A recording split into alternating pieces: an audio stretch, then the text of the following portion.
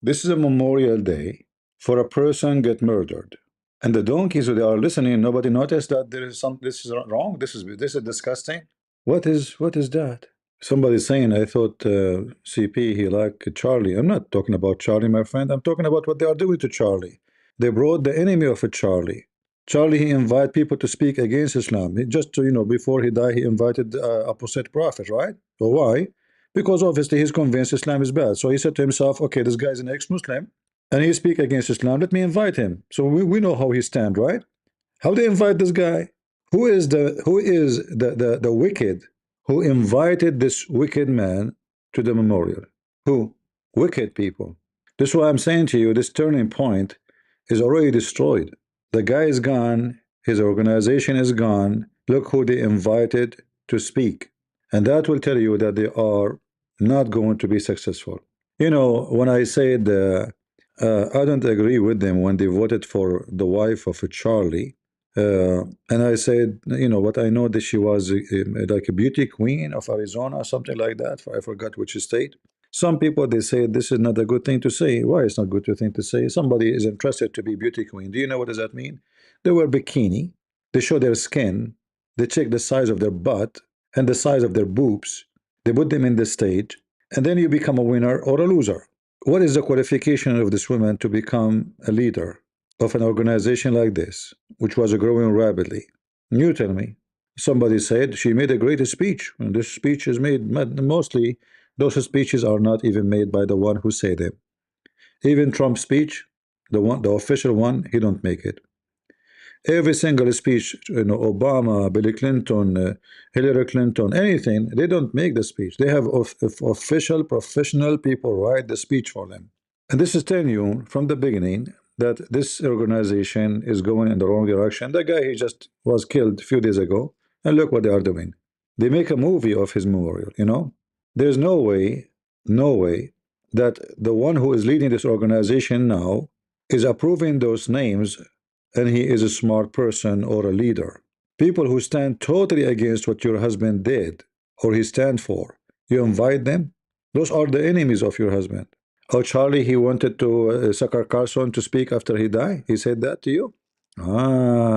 Charlie, guys, he left a video saying if I got killed, I want Sucker Carson to speak in my memorial.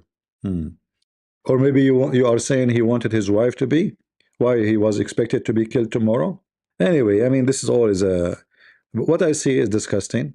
This is not a memorial of a person was murdered. He's a murder. This is a mockery.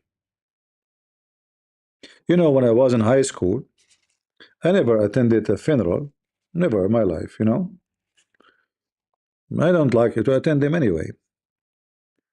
So our teacher, he died. He's a nice guy. So we said, okay, let's go, and shake hands and say nice words.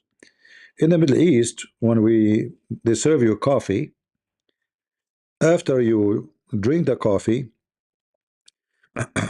there's an Arabic word you say, which mean uh, we hope this drink to continue. You know.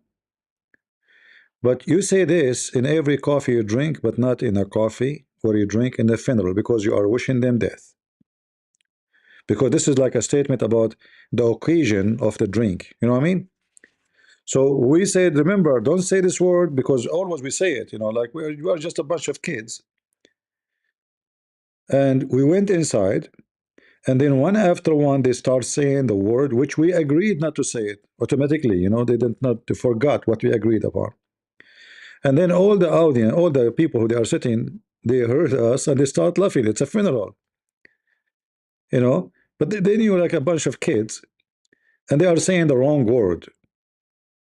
They start laughing at us, But the teacher did not get upset, like he was like he understand that they are just a kids coming to be nice. But look at this, and look at the people how they are excited.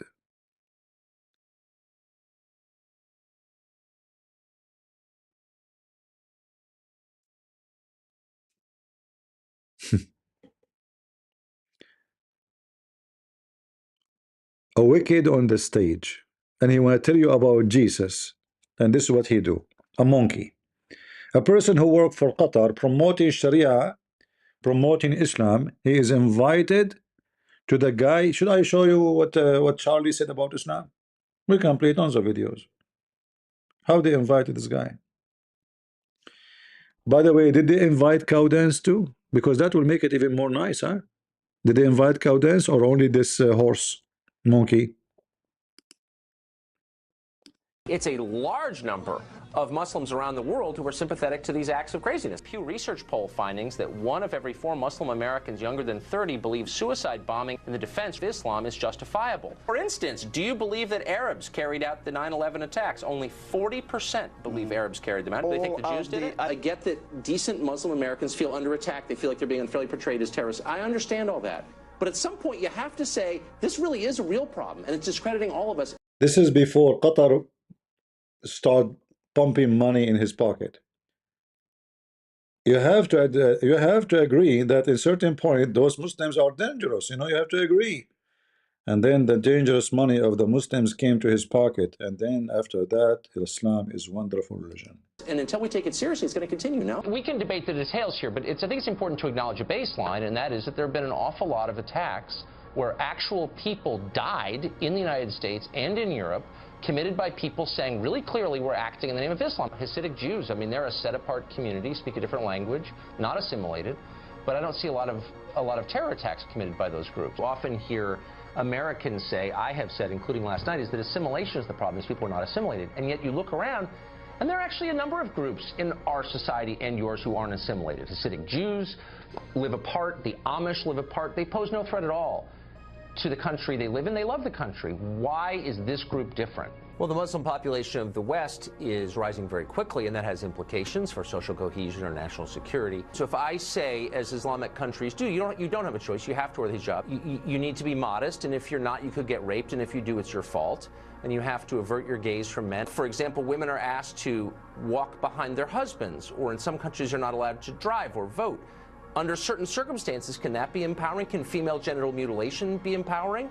That's common in Islamic countries. See here, you know, he knew about Islam. You know, women, they do circumcision for them. They cut their clitoris. They destroy their life, sexual life. Women is oppressed. This is before, until he was hired by Qatar. And as you see the date, 2018. 2007, 2012, etc. An Austrian woman was convicted of, quote, disparaging religion. She was fined more than $500. Her crime was suggesting that Muhammad's marriage to a 6-year-old constituted a form of pedophilia. She claimed her comments were protected by the freedom of speech because she is a European, and traditionally they would have been, but things have changed now. So in other words, a standard that has long prevailed in the Islamic world, which is that you can be punished for criticizing Muhammad, is now the law in Europe. Exactly right. The bomber was born in Britain, not some far-off land, but he still grew up to embrace Islamic radicalism and declare war on the country that raised him and kill his neighbors, in effect. There are many more like him. So when you watch the American response, even the cultural response, to an event like what happened in your country on Monday, are you surprised by how few of the lessons Americans are learning from this? Sharia law is bad, Seth. I don't know if you've heard that. It's bad. Listen to this. This is 2025. The same guy who you heard everything he's saying how bad Islam is, as soon the check came to his pocket, and God knows how big the check, and we showed you that he is registered officially now in the Department of Justice as an officially agent, foreign agent for Qatar, registered. And we showed you the document, and we showed you the website before. But look now, he is promoting Islam big time. Few of the lessons Americans are learning from this? Sharia law is bad, Seth. I don't know if you've heard that. It's bad. It's worse than what's happening in New York and Detroit. It's just bad. See? It's Tucker Carlson at the Real Estate Future Forum 2025. Never been to Saudi Arabia, and I can't wait to go for a glimpse of what the future holds, because that's what you see when you go to the Gulf. But because it's of its scale, its significance in Islam. He's like, you know what Islam means? Submission. And like, let it hang in the air. Like that was self-evidently disgusting. And I was like, I kind of think submission to God is like the whole point of life, but I didn't say anything. I was like, See? Yeah. I don't think I'm against that, actually. This is an existential threat to the Western way of life. I really believe that. Anyone who submits to God, like, I'm just for that. And then they invited this wicked man to Charlie Memorial.